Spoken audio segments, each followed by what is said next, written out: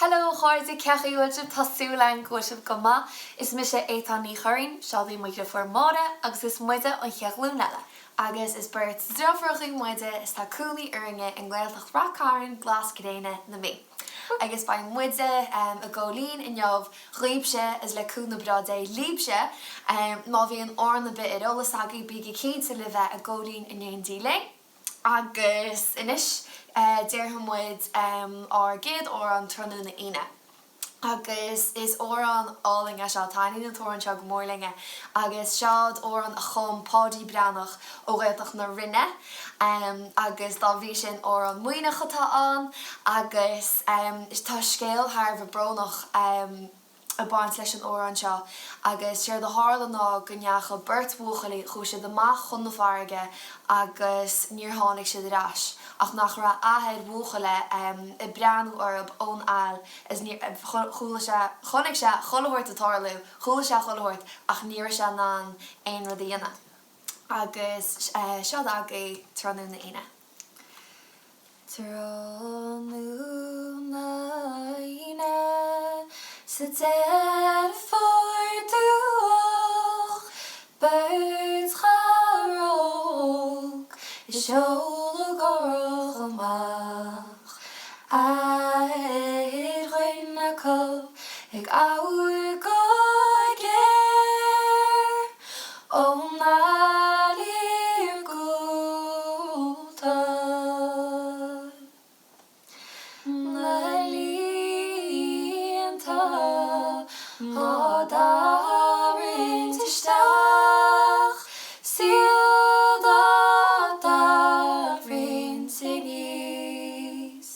má chrú an lá hárlán ba siad daoibh níos méid méisite faoi hála chaite I compart fáin oiread scaart na don nó ich ddim o cholin is the road má chrí na seolú iad chun gúil na líonta ó daoibh éisteacht siad daoibh níos má chrú an lá hárlán ba siad daoibh níos tránú na ine sa dead fordúach birds charog is Ceolchoirm amach Étáin Ní Churraoin ag ábhar go géir ón ailír gúlta na líonta má daoibh éisteacht siad daoibh níos má chrú an lá hárlán ba siad daoibh níos tránú na ine sa dead fordúach birds charog is Ceolchoirm amach. bin agaí tránú na ine, as inis An Chéad Ghlúin Eile dearthas muid ná muldóibh an ghlánta. Agus is bráling fún an órán, is bráling scéal an órán do choláir goáling. Tá choláir goáling óháin sa an órán seo, agus chula muid an tóran seo, nó bhí mise trí is nó bhí a cuaig, nuair ich an dada CD lasríon an níchanéile ringe, agus tá muid hééis bheith a casa an órán seo ó chun is brálinge. Agus tá fún scipuí an, agus tá choláirt godáas, agus ó an gráta an, tá choláirt goáling. Agus sinné sead agaí muldóibh an ghlánta. Tá bua go mar cléamh is fada ména tia, ó cháil me mu chéal lenú chud, cháil seolas siar in achod déanaí nu go bhfuilinn siad seo núna. Sí muldóibh an ghlánta, sí muldóibh an éirí, sí muldóibh is deis an rósaí, bhain siad mórá gomrá go deas an dan, sí muldóibh an ghlánta barlam. Nuair a ména núnta ná a bhís mórún, sílinn ó móthúla sráidóra, sa bhríon an nuairtí an fós go mo chúis, mar sin bhaindóibh an ghlánta barlam. Sí muldóibh an ghlánta, sí muldóibh an éirí, sí muldóibh is deis an rósaí, bhain siad mórá gomrá go deas an dan, sí muldóibh an ghlánta barlam. Nuair a ména núnta ná a bhís mórún, sílinn ó móthúla sráidóra, sa bhríon an nuairtí an fós go mo chúis, mar sin bhaindóibh an ghlánta barlam.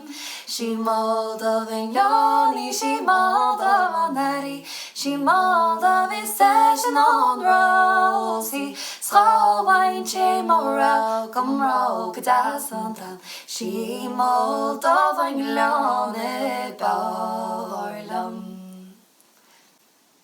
Agus inis An Chéad Ghlúin Eile dearthas muid ná a chumra even nó a chum an tair muiris ó Foileán. Agus is an muoinechatá an ríist, agus is bráling an tóran seo díadach maiall go mórt is tíide, grá áitiile bra, agus séir do háil ná gonneacha an taithid, gonneacha se thsála is goráda se bhaid a bhainteid, dada se bhaid á trúchais, agus fiú na sléiftes cholathirt, agus is áling ruda an tóran seo chasa, agus fiú mar dúnú cholathirt ag tús na páindé má bharta muide go níonach muide iirecht ó an nua ólam choláachtain.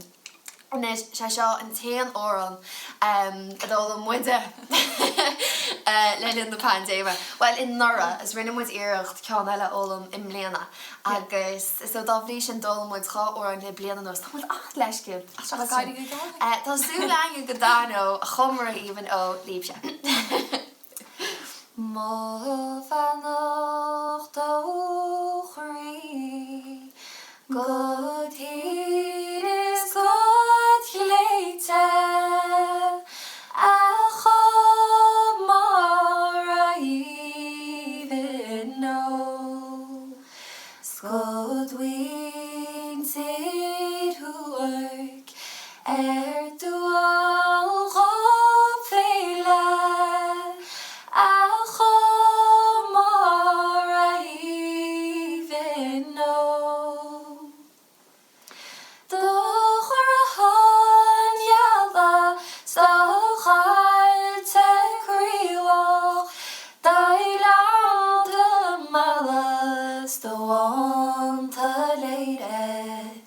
O grom ochri, yet should lechile, a chomor even know. Dovi mar sole, shall they gain wet?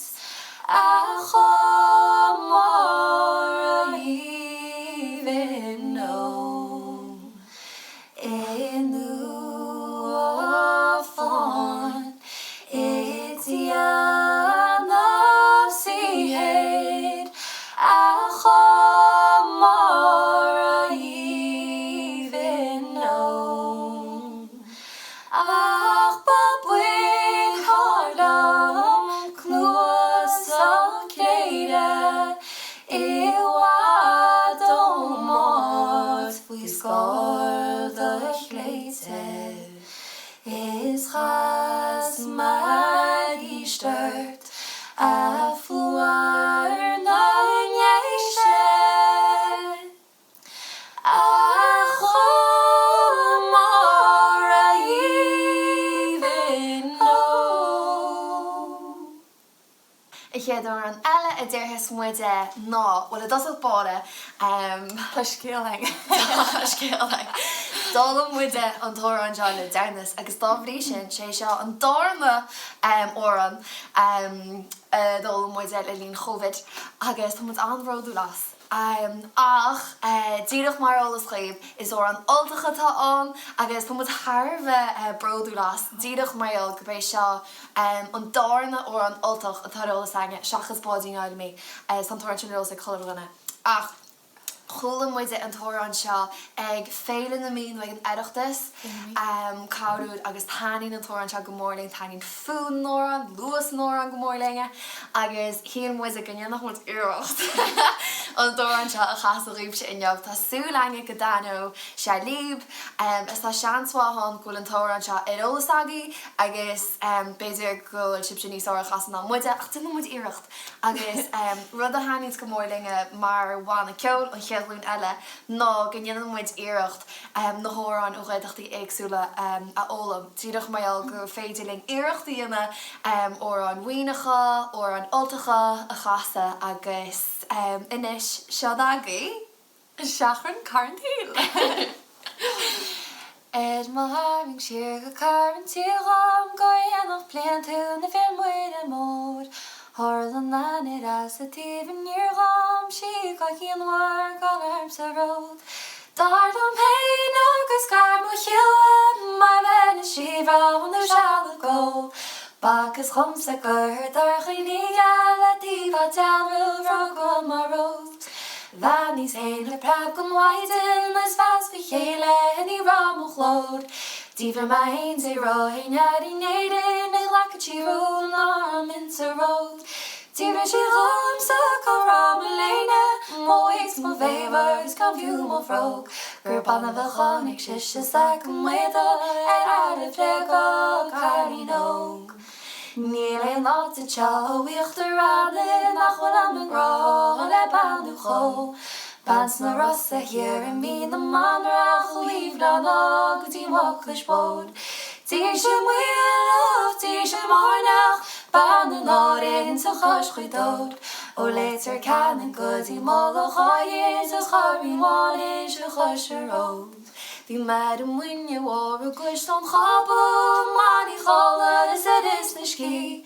Bhí meid an muine chan is an ransin réad choláine le caris blian. A réad a háirlan réad ama, sa nach a táma bhí charintí. Sin is mas ruúin letar ad a fáin me, seo mo láfrid bia mit trío.